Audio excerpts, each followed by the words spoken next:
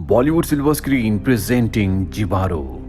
कहानी की शुरुआत में जंगल के बीचों बीच हमें कुछ योद्धाओं को दिखाया जाता है जो लगातार आगे बढ़ रहे होते हैं। इन योद्धाओं में सबसे आगे जिबारो होता है।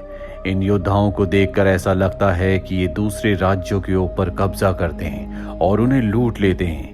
अब ये जंगल में एक जगह रुकने का फैसला करते हैं जहां जिबारो अपने घोड़े को पेड़ के साथ बांधकर पास ही की झील में पानी पीने के लिए जाता है। और जब वो झील के पास पहुंचता है तो देखता है कि पानी के अंदर सोने का एक टुकड़ा है जिसे देखकर वो हैरान हो जाता है।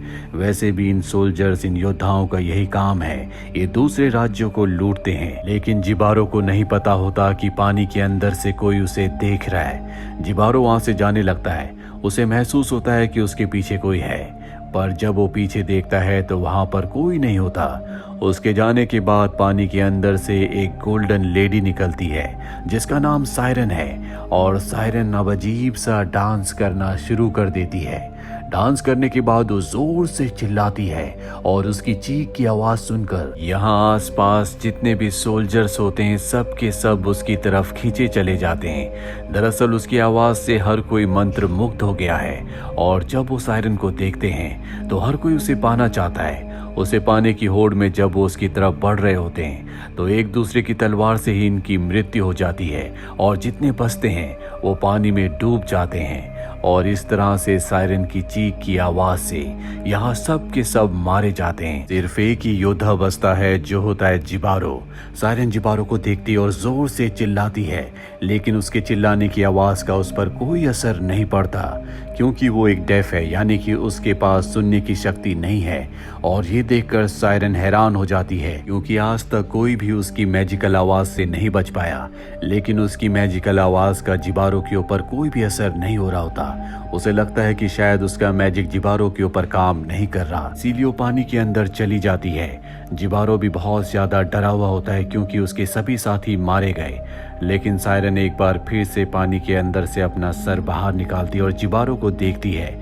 दरअसल जिबारो की तरफ अब वो अट्रैक्ट हो रही है। उसे लगता है कि इसके अंदर कोई खास बात है, इसीलिए उसकी आवाज का, उसके मैजिक का उस पर कोई असर नहीं हुआ। जिबारो अपना घोड़ा लेकर इस जगह से भाग जाता है और थोड़ी दूर जाने के बाद वो एक पेड़ से टकराकर बेहोश हो जाता है। कुछ देर के बाद उसे होश आता है और अब वो अपना सफर पैदल ही तय करता है। चलते चलते वो बहुत ज्यादा थक गया है, इसीलिए नदी के किनारे वो सो जाता है। और जब रात को वो सो रहा होता है तो वहां पर सायरन आती है जो उसे पाने के लिए, जानने के लिए बहुत उत्सुक है। वो उसके आसपास डांस करती है, लेकिन जिबारो जो कि एक डेफ है वो सुन नहीं सकता, इसीलिए उसे सायरन की प्रेजेंस के बारे में कुछ पता नहीं चलता। सायरन उसी के पास सो जाती है। अगली सुबह जब जिबारो की नींद खुलती है तो वो अपने पास सायरन को देखता है और उसे देखता ही रह जाता है क्योंकि उसका पूरा शरीर सोने का होता है जिसमें हीरे, मोती, पन्ने जड़े होते हैं जो दुनिया की सबसे बेशकीमती चीजें हैं।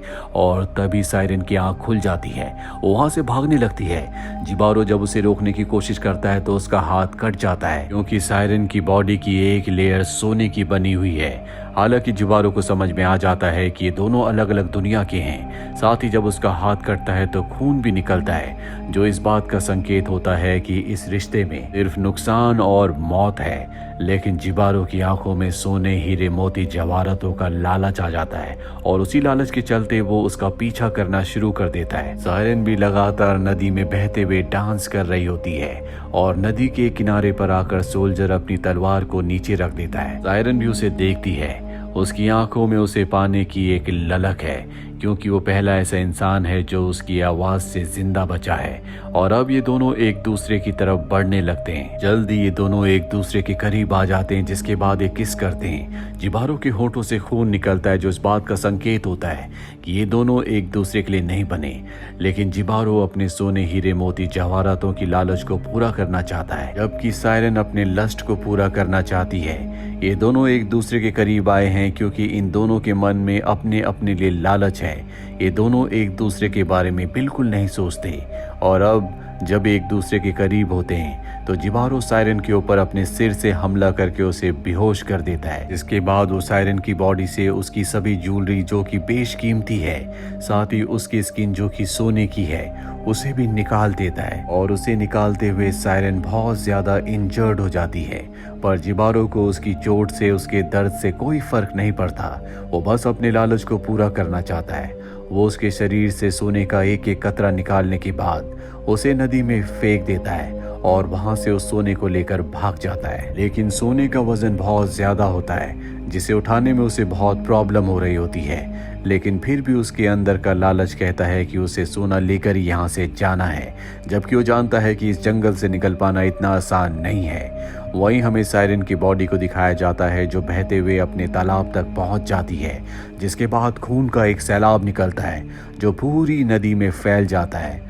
वहीं जिबारो बहुत ज्यादा थक गया होता है, इसीलिए नदी के किनारे वो पानी पीता है जिसमें सायरन का मैजिकल खून भी होता है। और सायरन का मैजिकल खून जब पानी के साथ उसके पेट के अंदर जाता है तो उसके सुनने की शक्ति उसे मिल जाती है। उसने पहली बार आवाजें सुनी होती है, इसीलिए वो अजीब सा बिहेव करने लगता है। उसे कुछ समझ नहीं आता कि सब उसके साथ क्या हो रहा है, पर जल्दी वो अपने आप को शांत करता है और यहाँ से निकलने की तैयारी करने लगता है। वहीं सायरन को दिखाया जाता है जो पानी से बाहर आती है, वो अब भी जिंदा होती है। और जब वो अपने शरीर को देखती है तो उसे बहुत दुख होता है, क्योंकि उसके सुंदर जेवरात जो कि उसके शरीर की शोभा बढ़ाते थे, जिन पर उसे गुरूर था, वो सब के सब अब जिबारो लेकर जा चुका है। और इसी के साथ उसका भ्रम भी टूट जाता है। दरअसल उसे ऐसा लग रहा था कि जिबारो उसे पसंद करता है, लेकिन अब उसे पता चल गया है कि जिबारो सिर्फ उसके सोने चांदी हीरे जवाहरात के लिए उसके पास था।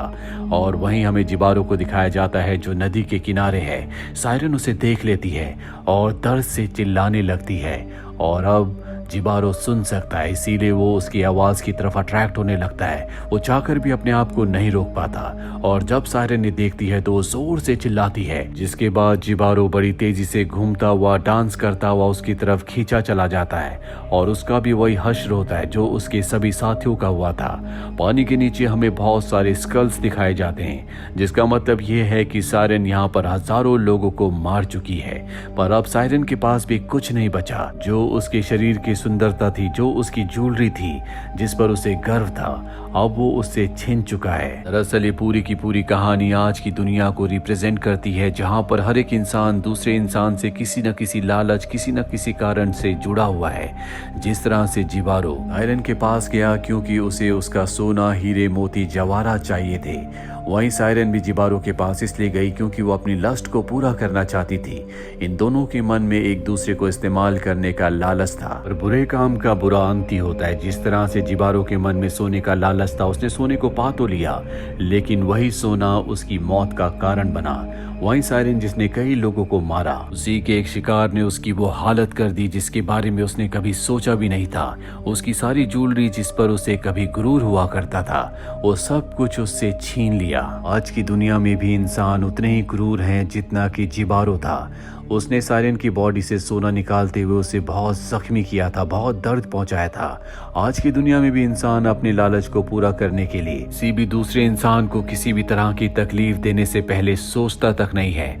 जिस तरह से सायरन ने अपने लक्ष्य को पूरा करने के लिए बहुत बड़ा रिस्क लिया, ये जानने के बाद भी कि वो एक सोल्जर है। ये दोनों अलग अलग दुनिया के हैं। आज की दुनिया में भी इंसान अपनी लस्ट को, अपने लालच को पूरा करने के लिए हर तरह के रिस्क लेने के लिए तैयार है, भले उसमें उसकी जान क्यों ना चली जाए। हालांकि हमें जिबारो की कहानी एक एनिमेटेड सिंपल कहानी लगती है, लेकिन इसके पीछे बहुत सारे हिडन मीनिंग्स हैं जो बार बार आपको देखने पर पता चलेंगे। नेटफ्लिक्स पर आप इस एपिसोड को देख सकते हैं। उम्मीद करते हैं कि ये कहानी आपको पसंद आई होगी।